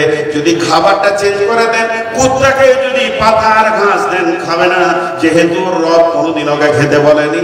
আর একে যদি হাড্ডি আর মাংস দেন, খাসিকে তো খাবে না, তার কারণ আল্লাহ দেওয়ার রুচির উপরে তারা সন্তুষ্ট আছে। হতভাগা মানুষ কত নিচে নেমেছে, এদেরকে হারাম খেতে মানা করেছে, এরাই আবার সকালে উঠে 2 বোতল মদ মেরে দেয়। শুয়োর কোনোদিন মদ খায়? কুকুরে জর্দা খায়? ইঁদুরে বিড়ি খায়? আজকে কোনোদিন খৈনি খেতে বাঁদরকে দেখেছে? সব মানুষে খায়। তাহলে কে বেশি দামি, কে বেশি খায়? বাঁদর সারা জীবন পাতা চুষে চুষে খেলে কিন্তু খৈনি খায় না। গুটকা খেতে দেখেছেন কোনোদিন? ছুঁচা খায়, এই 2টা গুটকা খায়। বর্তমান ছেলেদের গুটকাতে গান নষ্ট হয়ে গেল। এখন একটা মাঝে কথা বলে দিচ্ছি, এই ছেঁড়া প্যান্ট পরে যে ছেলেগুলো ঘুরছে না, সুবহানাল্লাহ, ওর জিভ দেখে ছেঁড়া। আর ওইগুলোকে মেয়েরা চয়েস করে বিয়ে করে নিচ্ছে, 3 মাস পর আদালতে কেস চলছে। ঠিক, এখন 100টা বিয়ের মধ্যে 98টা কেসে ঘুরছে, আর চলছে না। বন্ধু আমার শেষ তো ভাবতে হবে। 3টে জিনিস বলা হলো, পৃথিবীর প্রাণীরা আল্লাহর আইনে চলে, আল্লাহকে সাজদা করে, আল্লাহ দেওয়ার নিজের উপরে সন্তুষ্ট। নাম্বার 4, ধ্যান দিয়ে শুনেন, মন দিয়ে শুনেন, খুব মনোযোগ দেন। একটা ডোজ আমি হোমিওপ্যাথিক দিয়েছি, না জানি আগামী বছর বাঁচবো না মরবো। এটাই আপনারা গ্রহণ করে নিলে আমি নূর মোহাম্মদ আশা করি আল্লাহর উপরে ভরসা করেন যে প্রত্যেকের জন্য হেদায়েতের দ্বার খুলে যাবে ইনশাআল্লাহ। পৃথিবীর বুকে যত প্রাণী আছে সবাই তার মাবুদের দরজা চিনে। আপনার গরু 2টো মাঠে ছিল, খালি ফোঁটাটা তুলে দেন, হাঁটতে হাঁটতে এসে মালিকের দরজায় ঢুকবে। আপনার একটা কুকুর আছে, কুকুরটা পেছনে পেছনে বেলডাঙ্গা চলে গেছে, আপনি বুঝতে পারেননি, আপনি বাসে চেপে শিলিগুড়ি চলে গেলেন, 5-6 কিলোমিটার হেঁটে এসে নিজের মালিকের ঘরে উঠবে। আপনার একটা বিড়াল আছে, বিড়ালটা ইঁদুর ধরার জন্য নদীর ধারে ঘুরছিল, সন্ধ্যা হলে মালিকের বাড়ি ভোরবেলাতে পৌঁছে যাবে। হাঁস মুরগিও মালিকের দরজা চিনে। এমনকি যারা শুকরের চাষ করে, এমন নোংরা প্রাণী পায়খানা আর জিন ছাড়া থাকে না, সেই প্রাণীগুলো সন্ধ্যা হলে মালিকের দরজায় চলে আসবে। আপনার খাসিটা চায়ের দোকানের কাছে দাঁড়িয়েছিল, সন্ধ্যা হলে মালিকের দরজায় চলে আসবে। এক কথায় শুনেলেন, সারা পৃথিবীর সমস্ত প্রাণী তার মালিকের দরজা চিনে। হতভাগা মানুষ, তোদের মানুষের মতো জীবন দিলাম আর মানুষের মতো ব্রেন বুদ্ধি দিলাম, তুই একবার ভেবে দেখ, তোর কুত্তাটা তোর বাড়ির দরজা চিনে, কিন্তু তুই যার গোলাম, তোর মালিকের দরজা মসজিদ তুই চিনলি না। শুয়োর কুকুর পর্যন্ত মালিকের দরজা খুঁজে বের করে লাই।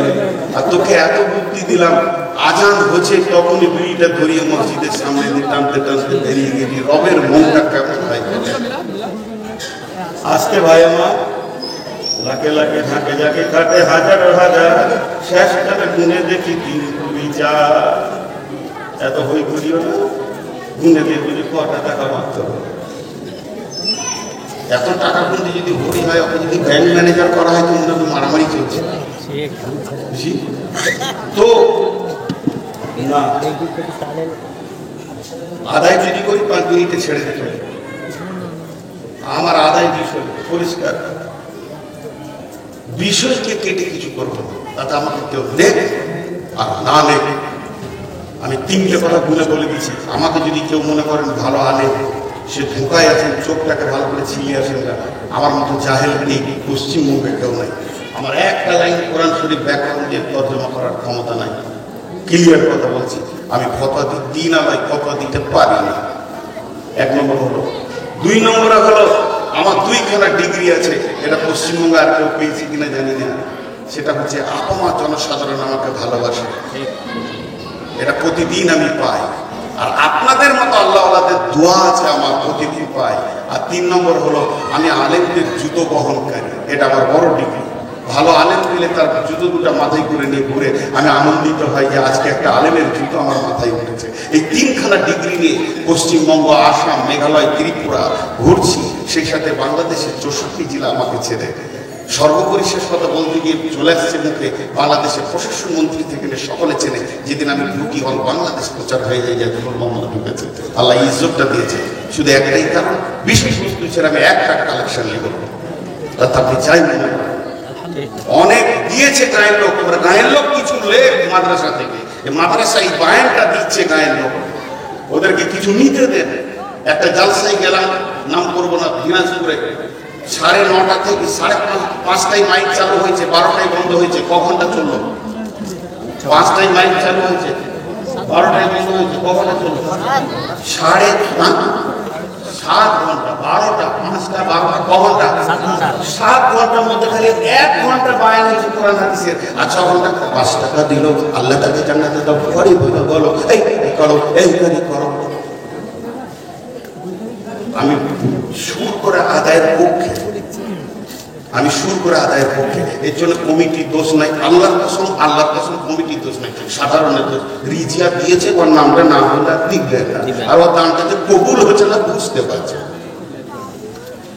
এখন যে ওসমান গনি 2.5 ঘন্টা খালি অমুক দিল, আপনারা কি পেলেন বলেন? তাতে যদি ওসমান গনি যে যোগ্যতাটা ছিল চিনি, 4টা হাদিস বলে যদি তর্জমা করতো কিছু পেতেন। টাকা দিতে গেলে কি বইগুলো করতে হবে?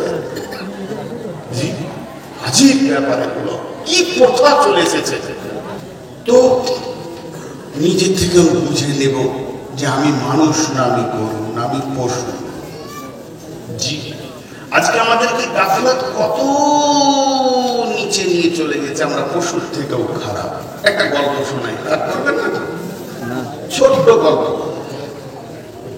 গল্পটা একটু পরে শোনাবো। এখন একটা শুকুরের গল্প শোনাবো। তো মনুষ্যত্ব থেকে পশুত্বে চলে গেছে, তাকে শুনিয়ে দিই।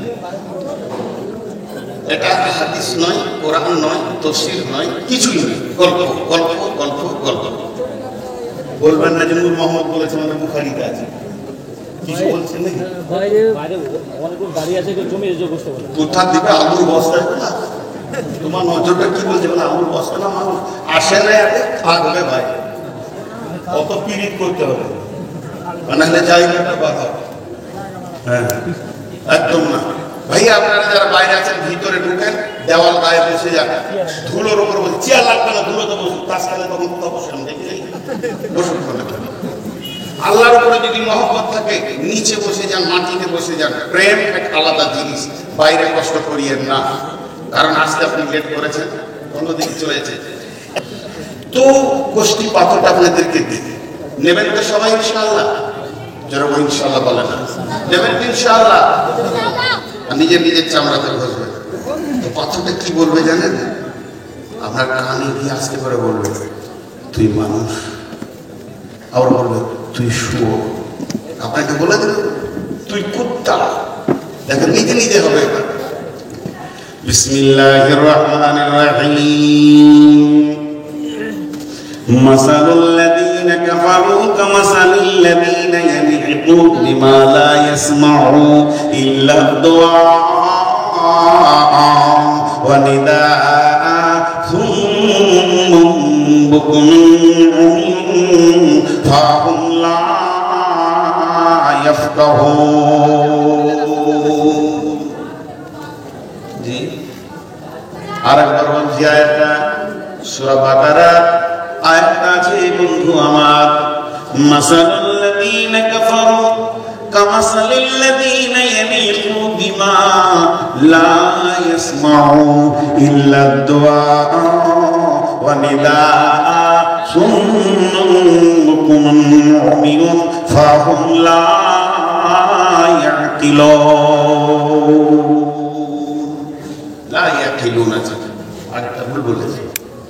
তো এতে কি বলছেন তর্জমাটা শুনে নেন। ওই কাফেরদের মিসাল ওই লোকেদের মতো, ওই কাফের বেঈমানদের মিসাল ওই লোকেদের মতো যাদেরকে তার প্রভু মুনিব মালিক দূরে ডেকেছে, নেতা দোয়া কাছেও ডেকেছে, শুনেও শুনেনি, দেখেও দেখেনি, বুঝেও বুঝেনি, প্রকৃতপক্ষে ওর বোধ ক্ষমতা নাই। বুঝে কি ক্লিয়ার হলো না? তাহলে তর্জমাটা আরেকবার বলি। ওই কাফেরদের বিশাল ওই লোকেদের মতো যাদেরকে তাদের মাবুদ দূরে ডেকেছে, কাছে ডেকেছে, শুনেও শুনেনি, বুঝেও বুঝেনি, দেখেও দেখেনি, প্রকৃতপক্ষে তাদের বোধ ক্ষমতা নাই। ক্লিয়ার হলো না? এবার একটা উদাহরণ দেবো তো ক্লিয়ার হয়ে যাবে। খুব মনোযোগ, উদাহরণটা খুব মনোযোগ। কি রাখালকে গরু চড়াতে দেখেছে? এই যুগে তা নাই, এক যুগে খুব ছিল। রাখাল নদীর ধারে গরু চড়াচ্ছে, 20খানা গরু লোক চড়ছে, আর ও একটা বরগাছের ছায়াতে বসে বাঁশি বাজাচ্ছে, আনন্দ করছে, গান করছে। ওর একটা গরু লাল লাল টমেটোর দেখতে পেয়েছে আপনার গ্রামে মাস্টার সাহেবের জমিতে, বেড়া দেওয়া আছে, টমেটোর তুলছে। গরু তো ওকে ওটা খেতে মন গেছে, তো শিঙে বেড়া খুঁজছে, ঢুকবে টমেটোর ঘর। পেছন থেকে রাখাল ডাক দিয়েছে, ওই গরু কি কলেজে পড়ে এসছে, ঘুরবে? ঘুরলো না। ওই রাখালের একটা ছেলে, এই বছর 6-7 ছেলে, ওই লাল টমেটো দেখে লোভ লেগেছে, ও বেড়া খুঁজছে, ঢুকবে। পেছন থেকে ওর বাপ ডাক দিয়েছে, ঘুরবে কি ঘুরবে না? কোরআন বলছে দুটোর মধ্যে পার্থক্য কি? গরুটা দিল আছে, ওরও দিল আছে। গরুটার মিজাজে লোভ এসেছে, ওর মিজাজে লোভ এসেছে। গরুটার কান আছে, চোখ আছে। গরুটা যতটা টমেটোর যে পরিমাণে দেখছে, ছেলেটাও ওই পরিমাণে দেখছে। গরুটার কান আছে, পেছন দিক থেকে যে আওয়াজটা এলো যতটা পরিমাণে ছেলেটা শুনেছে, অতটাই পরিমাণে গরুটা শুনেছে। তাহলে গরুটার পা আছে, মাথা আছে, ছেলেটারও পা আছে, মাথা আছে, দুইজন কিন্তু এক। কিন্তু এই আওয়াজটা কার? এই বোধ ক্ষমতা গরুটার কার নাই। আর ছেলেটার এক্সট্রা একটা বেশি আছে, সে বুঝেছে আমার মতো আমার মুনিব আমার গুনাহকে দেখেছে, সে হাত দিয়েছে, নিজেকে অপরাধী মনে করে আবার ফিরে চলে গেছে। তার মানে হচ্ছে গরুটার মধ্যে একটা জিনিস নাই, বোধ ক্ষমতা নাই, যেটা আমার মালিকের ডাক। আর ছেলেটার ভিতরে একটা জিনিস আছে, বোধ ক্ষমতা আছে, এটা আমার মালিকের ডাক। গরুটার সমস্ত পাশ কোনো কাজ করলো না শুধু বোধ ক্ষমতার অভাবে, আর ছেলেটার সমস্ত পাশ কাজ করলো, বোধ ক্ষমতা আছে বলি। আমার আল্লাহ বলতে চাইছেন মেয়েদেরটা কেন অত্র এলাকায় জোহরের আজানে গোটা এলাকা তোলপাড় হয়ে গেছে, গোটা বেলেডাঙ্গা থানা নয়, গোটা মুর্শিদাবাদ নয়, পশ্চিমবঙ্গ প্রত্যেকটা মসজিদ থেকে মালিকের ডাক আসছে, হাইয়া আলাস সালাহ।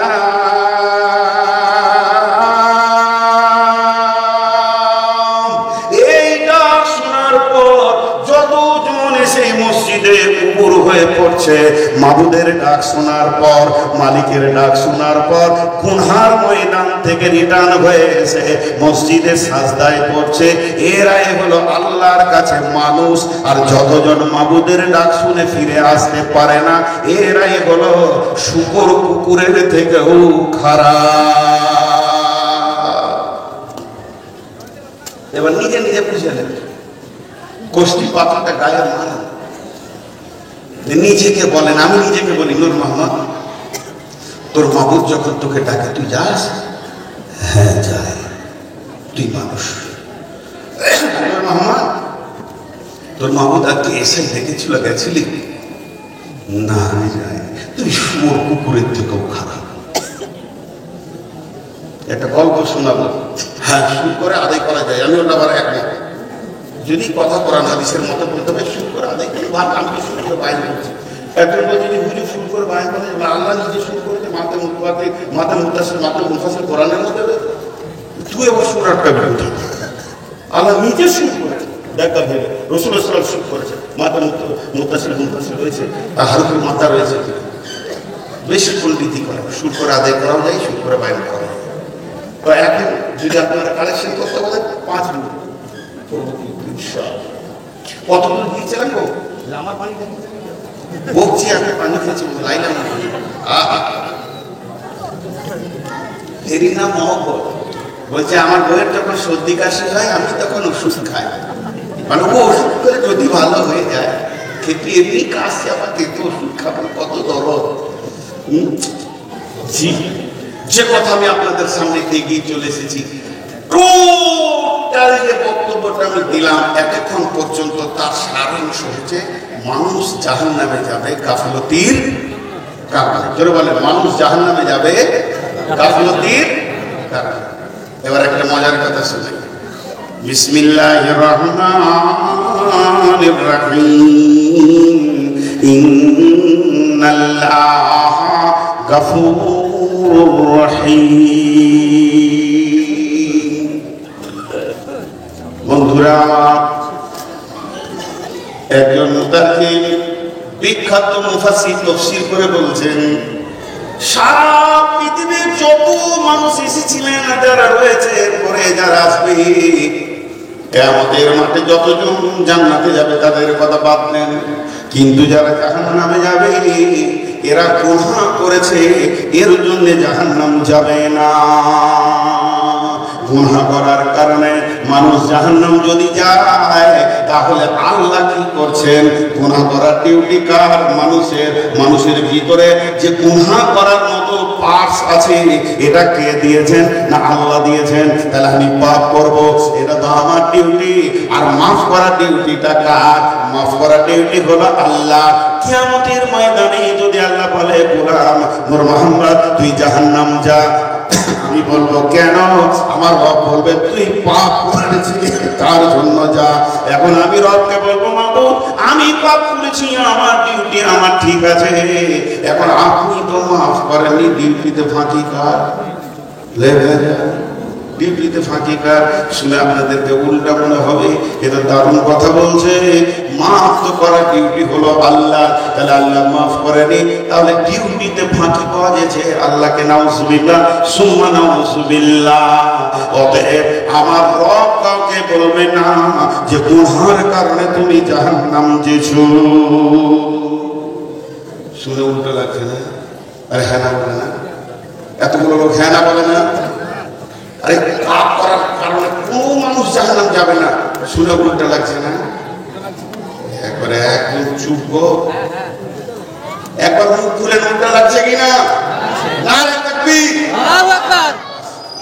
এইটাই কি আর যদি ধীরে ধীরে হয়, নবী না হয়ে দুনিয়ার না হয়ে ফেরেশতা খোদার হয়েছে, উম্মাত তোমার তার তরে শুকর হাজার বার ইয়া নবী, সালাম আলাইকা ইয়া রাসূল, সালাম আলাইকা ইয়া হাবিব, সালাম আলাইকা সালাওয়াতু আলাইহি দুলাইকা।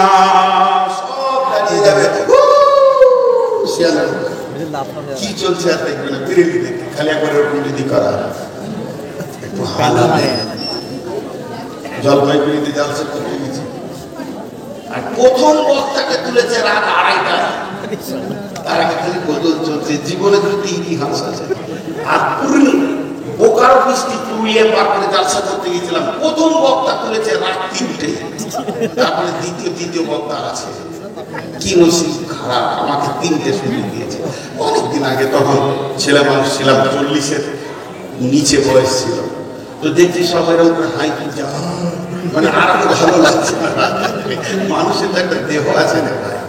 আমি তখন উল্টা দিকে হাঁটতে লাগলাম, চলে গেল।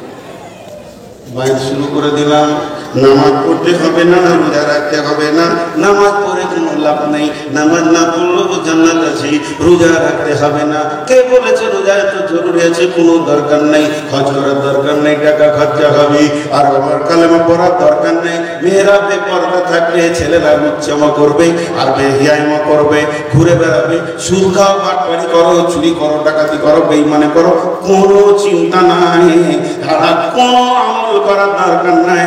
শুধু আল্লাহ যদি একটা হুকুম কেউ মেনে নেয় তো জান্নাতে চলে যাবে। এক মুরব্বী ছিল আমার কাছে, তো পান খেতে খেতে হাঁ করে তাকিয়ে আছে, কি মায়া নিচ্ছে। আর লোকের তো ঘুম ভেঙে গেছে, আজ পর্যন্ত কোনো মৌলবীর কথা বললে না যে নামাজ পড়ার দরকার নেই, এ তো ক্লিয়ার সব সাফ করে দিয়েছে। তাহলে আল্লাহ একটা হুকুম মানলে জান্নাত চলে যাবে। তখন এই মুরব্বী থাকতে না পারে, ঠিকই নাকি বাপ? হ্যাঁ গো চাচা, ঠিকই বলছি। কোথায় আছে বাপ? ও হাতে বুখারি টুকারি বলেছে, সহি তৈরি করবো, কারণ কোরআনে আছে গো। কি কথা বলছে গো? কোরআনে এরকম আছে? কোথা আছে গো? সূরা রহমানে গো বাবা।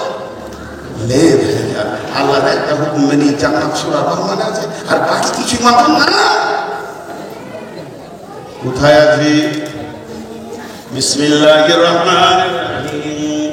আল্লাহ বলছেন, ইয়া মা'শারাল জিন্নি ওয়াল ইনসি ইন ইসতাতাতুম আন তানফুযু মিন আকতারিস সামাওয়াতি ওয়াল আরদি ফানফুযু লা তানফুযুনা ইল্লা বিসুলতান ফাবিআইয়ি আলাই যারা বলেন রাব্বিকুমা তুকাযযিবান।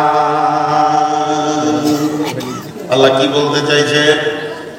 হে জিন ইনসানের দল, ও পৃথিবীর মানব কুল, জিন কুল, আমার সংবিধান, আমার আইন যদি তোমাদেরকে ভারী লাগে, এটা যদি বহন করতে বিরক্ত লাগে, তবে এক কাজ করো, এটাকে তোমরা ইগনোর করে দাও, এটাকে তোমাদেরকে মানতে হবে না। তোমরা একটা কাজ করো, আমার রাজ্য ছেড়ে অন্য আল্লাহর রাজ্যে চলে যাও, যেখানেই যাবে ওটাই আমার রাজ্য, ইল্লা বিসুলতান। আমি বললাম, চাচা, আপনাকে একটা আমল করতে হবে, সেটা আল্লাহর জমিনের বাইরে চলে যেতে হবে। কোথায় যাবো? মানতে হবে সোজা রাস্তা। আল্লাহ বলছে, আমার আইন মানবি না, আমার রাজ্যের বাইরে চলে যা, তোর সাথে আমার কোনো ভেজাল নাই। কোথাও যেতে পারলেও দেশোত্তরহী 5টা ধরা পড়েছে, তখন ওদেরকে সুপ্রিম কোর্ট থেকে রায় দিয়েছে, ইলেকট্রিক পোলে টেঙে দিবালোকে মানুষের সামনে গুলি করে মারতে হবে। দেশদ্রোহী ধরা পড়েছে, মুসলিম খুব। এবার ওরা কি ধরেছে? রাষ্ট্রপতিকে প্রাণ ভিক্ষা চাইছি। রাষ্ট্রপতি বলছে, 1 সপ্তাহ টাইম দিলাম, দেশের মাটির বাইরে চলে যা। 1 সপ্তাহ পর গোয়েন্দা দিয়ে দেখছে ওরা মালদা আম বাগানে পাতা পাতা আম খেতে গাছে। পুলিশ বলছে, রে নাম রে শালা, তোদেরকে দিয়ে যাবে। ওরা তখন বলছে, রাষ্ট্রপতি বলেছে দেশের বাইরে মাটিতে থাকিস না, আমরা তো গাছে আছি, মানবে? আল্লাহ বলতে, শোনো, আমার আইন মানবে না, আমার সূর্যের আলো নেবে না, আমার পাতালের পানি খাবে না, আমার জমি চাষ করবে না, আমার আলোর বাইরে তুমি চলে যাও, তোমার সাথে আমার কোনো লেনদেন নেই। আর যদি আমার সূর্যের আলো নাও, আমার অক্সিজেন যদি ব্যবহার করো, আমার মাটিকে যদি তোমরা ব্যবহার করো, তাহলে আমার প্রত্যেকটা আইনকে পঙ্খানো মেনে নিতে হবে। তেমনি বন্ধুরে, একটু আগে বললাম, আমার রব কোন মানুষকে গুনাহের কারণে জাহান্নামে দেবেন না। আর একবার বলছি, আমার রব কোন মানুষকে গুনাহের কারণে জাহান্নামে দেবেন না। আমার রব কোন মানুষকে গুনাহের কারণে জাহান্নামে দেবেন না। যে কারণে জাহান্নামে দেবে, সেই কারণটা হচ্ছে মাপ না চাওয়ার কারণে জাহান্নাম যাবে। গুনাহ করা অপরাধ নয়, মাপ না চাওয়াটা অপরাধ। বুঝাতে পারলাম?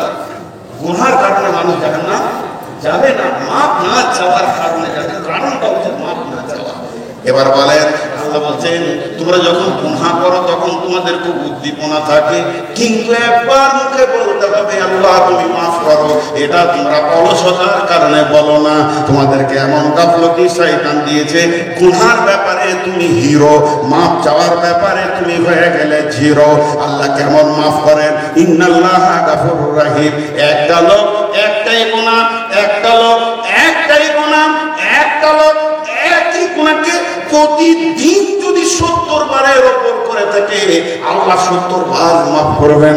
কেন মাফ করবেন? আল্লাহ বলেছেন আমি মাফ করনে ওয়ালা, ইন্নাল্লাহা গাফুরুর রাহিম। তবে প্রত্যেকটি তওবাতে ইখলাস থাকতে হবে যে আমি এই গুনাহ আর করব না, আবার হয়ে গেছে। অতএব মানুষ গুনাহ করে না, মুমিন কোনোদিন গুনাহ করে না, ঈমানদার কোনোদিন গুনাহ করে না। একটা কথা জিজ্ঞেস করবো, উত্তর দেন। রোডে গাড়ি, বাস, ট্রাক, ডাম্পার এরা কি অ্যাক্সিডেন্ট করে? এতগুলো লোক কিছু বলছে না। আর ভালো লাগে, মরার কি চিকিৎসা হয় গো? মুখ খুলেন, কোন গাড়ি অ্যাক্সিডেন্ট করে? করে না। একটাও অ্যাক্সিডেন্ট হয় না, একটাও অ্যাক্সিডেন্ট করে না। অ্যাক্সিডেন্ট হয়ে যায়। অ্যাক্সিডেন্ট করার অ্যাক্সিডেন্ট হয়ে যাওয়া আসমান জমিন পার্থক্য। কোন ড্রাইভার বলে তুই দিকে থাক আমি দিকে থাক লাগায়? কেউ বলেছে কোনোদিন আই জানটাকে দিয়ে দিচ্ছি না? অ্যাক্সিডেন্ট করে না, অ্যাক্সিডেন্ট হয়ে যায়। মুমিন গুনাহ করে না, গুনাহ হয়ে যায়। অতএব গুনাহ মাফ আছে, 70 বার বললে আল্লাহ মাফ করবেন। যতদিন পশ্চিম দিকে সূর্য না উঠেছে গুনাহ মাফের দরজা রয়েছে বন্ধু আমার।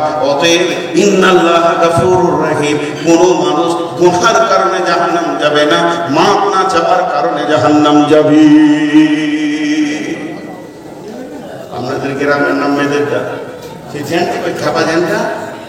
আমাদের গায়ে একটা জেন আছে, সাপির নাম দেখেছেন? আল্লাহ আকবার। আমার দুখানা জেনের সঙ্গে পরিচয় আছে। একটা জেনের নাম হলো জাসি, ওর বাড়ি বর্ধমান। আগে ডাকলেই চলে আসতো, যেখানে বাংলাদেশে দেখেছি তাও গেছে। সত্যি জিনেন, ওর বয়স 3600 বছর। 3600 বছর, 3400 বছর। তো যে কথাটা আপনাদেরকে আমি বলছি, ধরেন একদম বর্ষা, চারিদিকে পানি, থই থই, ঝড় বৃষ্টি চলছে, এখন কোনো জালসা নাই। ওই অবস্থায় যদি আমি এলাকায় ঘুরি তো মানুষ জিজ্ঞেস করবে কি ব্যাপার। আর জালসার সিজনে যদি ঘুরি তা মানুষ জানবে যে কোথাও জালসা আছে। এ মাল ঘুরছে মানে কোথাও মাইক বাজছে, ঠিক কি না? শামসি মসজিদে উজু করছি, তাকে জিজ্ঞেস করছি জালসা করতে এসছেন? না, শ্বশুর বাড়ি এসছি। কি বলবো, কিছু জায়গা থেকে প্রশ্ন করতে হয়। বর্ধমান হসপিটাল থেকে আমি নামছি, আমার স্ত্রীর অপারেশন হয়েছিল গলব্লাডারে। আমি নামছি, আরেকটা সিঁড়িতে উঠছে, বসে ভালো আছেন? রাজীব ব্যাপার, কি হয়েছে জিজ্ঞেস করেন। এটা কি ভালো থাকা জায়গা? হাসপাতাল, হাসপাতাল আছে মানে ভাবতে হবে কেন, কি কারণ। তো ঠিক ধরে নেন আমি অফ সিজনে চলে এসেছি, এসি মসজিদে উঠলাম। আর মসজিদে উঠেছি, আর সাব্বির গেছে নামাজ পড়তে, বা ওর আব্বা গেছে, ওর নানা গেছে নামাজ পড়তে। হঠাৎ এত বৃষ্টিতে কেন লোকটা তার বাচ্চা মাস্টার সাহেব নামাজ পড়তে দেখে বর্তমানই না, সবাই অবাক হলো। কিন্তু বন্ধু আমার, চারিদিকে বৃষ্টি, হোটেল টোটেলে কিছু বলা নেই, কোনো রকম টোটো ধরে এসে পৌঁছেছি বেঁধে দেয়। রাত্রি তখন 10:30 বেজে গেছে, 8টা বেজে গেছে, 8:30 9টা বাজছিল। মাস্টার সাহেব বাড়ি গেলেন, বাড়িতে গিয়ে বলছে বর্তমানই এসেছে, কিছু খাবার আছে কি? বিবিকে জিজ্ঞেস করছে, বিবি ফিস ফিস করে, কিছু তো খাবার নাই গো, 2-3 পিস মাংস করেছে, ডিম আছে, ডিমটাকে অমলেট করে দিই। ওনাকে ডাকেন, ভাতটাকে একটু ওভেনে মাইক্রোওভেনে গরম করে দিই। আচ্ছা ঠিক আছে, আমি একটা কিছু ব্যবস্থা করছি, আপনি ডাকেন। উনি একটা ছেলেকে পাঠালো, বাবা নূর মোহাম্মদকে ডেকে নিয়ে এসো, দেখো বর্ধমানই মসজিদে বসে আছি। একটা ছেলে এসে বলছে হুজুর চলেন, মাস্টার সাহেব ডাকছি, কিংবা ডাকছেন, হাজি সাহেব ডাকছেন, গেলাম না। 2 নম্বরে একটা ছেলে এলো, আমি গেলাম না। 3 নম্বর একজনকে পাঠালো, আমি গেলাম না। 4 নম্বর একজনকে পাঠালো, আমি গেলাম না। আমাকে কত গুরুত্ব দিচ্ছে, 5 নম্বর একটা লোককে পাঠালো, যাও ডেকে নিয়েছো, আমি গেলাম না। 5বার আমি গেলাম না। যে ডেকেছে তাকে আমি একদম নেকে করে তেরে ধুমকে তাড়িয়ে দিলাম।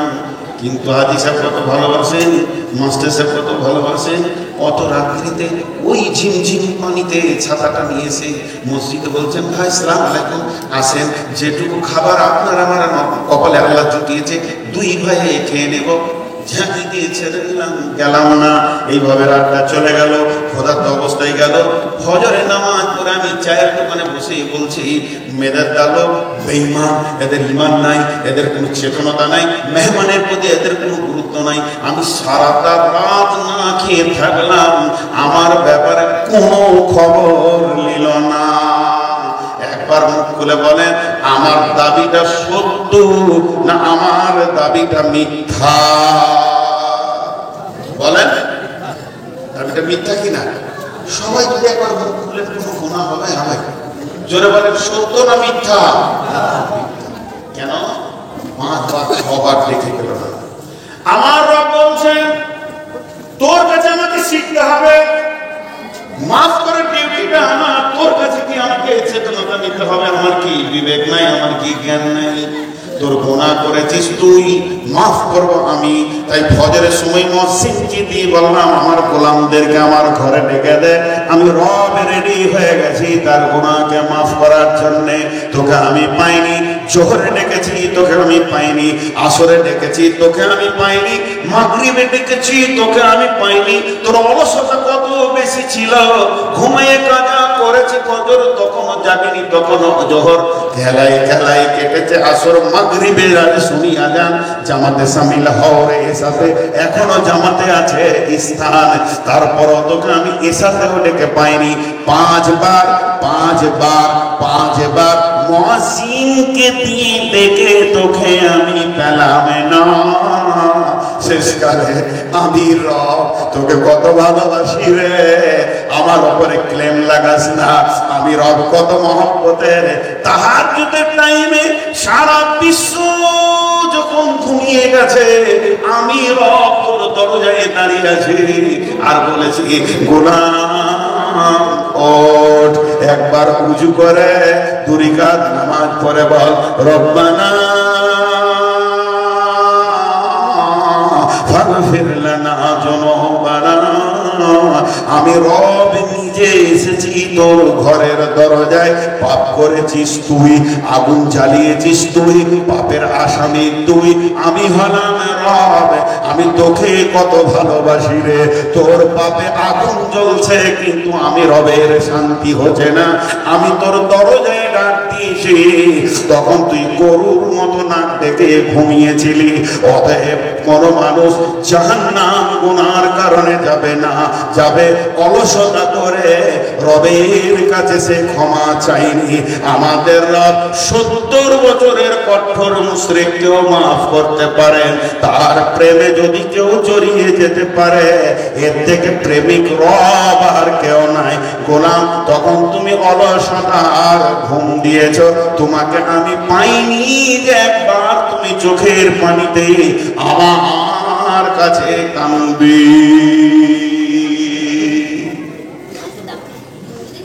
বলেন, জাহান্নাম যাওয়ার কারণে আল্লাহ মাফ করেনি না মাফ নিতে পারিনি?